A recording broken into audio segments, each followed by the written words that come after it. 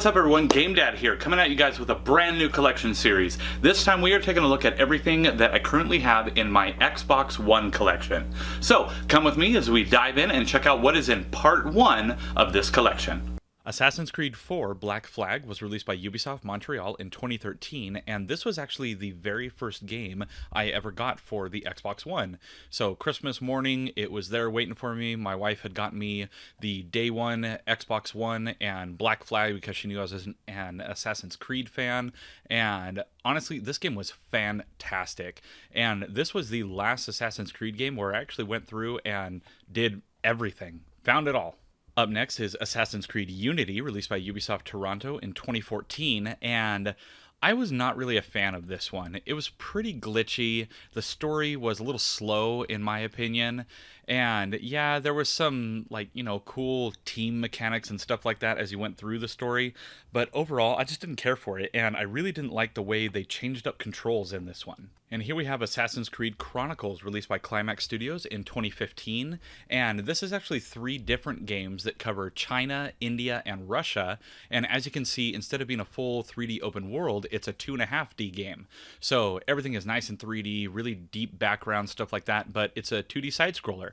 And the last time I played one of these was on the DS, and it was terrible. But I gotta say, this one, it's actually a lot of fun. And here we have Assassin's Creed Syndicate, released by Ubisoft Quebec in 2015, and this one was pretty cool. I didn't mind this one. I really liked the whole Industrial Revolution vibe of it, but it was kind of weird having to constantly switch back and forth between the brother and sister, but it was still kind of neat to see a whole gangs of New York kind of thing, but in England. I mean, it was okay. And here we have Assassin's Creed Origins, released by Ubisoft in 2017, and this is one I'm actually currently playing through right now, and I gotta say, this game is fantastic. It's very good. There's almost too much to do, in my opinion. I will not be 100% completing this. I mean, the map in this game is massive, but it's really cool. I really like Egyptian history, things like that, but I'm really looking forward to the next game on this list. And here we have Assassin's Creed Odyssey, released by Ubisoft Quebec in 2018, and this is the one that I'm really looking forward to play. I haven't actually gone through it yet. This is just kind of intro cinematics to the game, and didn't want to really spoil anything for myself, so I just did a little game capture for it, but I love Greek mythology, so I'm sure this game is going to be right up my alley. But yeah, this one will be getting a playthrough very soon. Up next, we have Battleborn, released by Gearbox Software in 2016, and this is one of those online-only, just straight-up multiplayer. I mean, it looks like every online multiplayer game, but I don't know. This game was glitching out really bad for me. I kept getting tons of frame drops, and it just wasn't that fun. It was a huge download, which felt like a huge waste of time. Up next is Battlefield 4, released by EA Digital Illusions CE in 2013, and this was a really fun Battlefield to play through. I only started with the series at Bad Company 2, and then I went through 3 and then 4, and I gotta say, this one was great. I mean, the physics were just amazing in the game. It had a pretty solid story. It wasn't mind-blowing or the best one I've ever played, but it was still a fantastic game. Here we have Battlefield 1, released by DICE in 2016, and this is another one I haven't had a chance to play yet, but I went through a little bit of the prologue to get footage for this video, and I was blown away. I mean, the graphics in this game are intense. I know there's a lot of controversy with different things and something about a female character or something like that. I don't really care about any of that.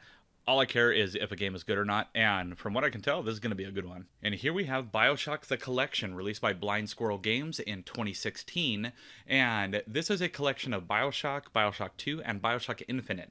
Now, I never actually got around to playing Infinite, but I did go through 1 and 2, and they were great games, and this is an HD upscale of those games. The controls are essentially the same thing, and they're the same games, but with kind of a new reskinning on them. Here we have Brothers, A Tale of Two Sons, released by Starbreeze Studios in 2015, and I gotta say, good game. It was short, but it was good, had pretty good graphics. The whole thing that this game is kind of known for is its twin stick control. And I don't mean that you use one stick to look and one stick to move. I mean, each stick controls the other brother, and you have to solve puzzles with that. And I gotta say, it is weird to get used to. Up next is Call of Duty Ghosts, released by Infinity Ward in 2013. And while this one isn't graphically as nice as, of course, the new Modern Warfare or anything like that, I actually did like Ghosts. A lot of people kind of crapped on it and didn't care for the story or anything, but I thought that it was pretty good. Last up for this video is Call of Duty Advanced Warfare, released by Sledgehammer Games in 2014. And this one I did not care for at all. It went way too futuristic, which in my opinion was kind of the downfall of the Black Ops series with Black Ops 3.